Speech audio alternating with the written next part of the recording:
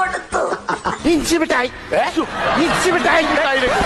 എന്റെ തോടലൂന്ന് ഞാൻ അവന്റെ അടുത്ത് പറഞ്ഞു. അങ്ങനെയല്ലല്ലോ നേരത്തെ പറഞ്ഞത്.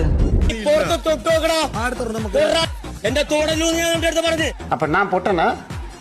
ഇപ്പൊ നിങ്ങളുടെ ഹീറോ എന്ത് ചെയ്യുന്നു? മുറിവേറ്റ സിംഹത്തിന്റെ ശ്വാസം ഗർജനത്തെക്കാൾ ഭയങ്കരമായിരുന്നു. കേരളത്തിലുള്ള എല്ലാരും എന്നോട് ക്ഷമിക്കണം, എല്ലാരും എന്നോട്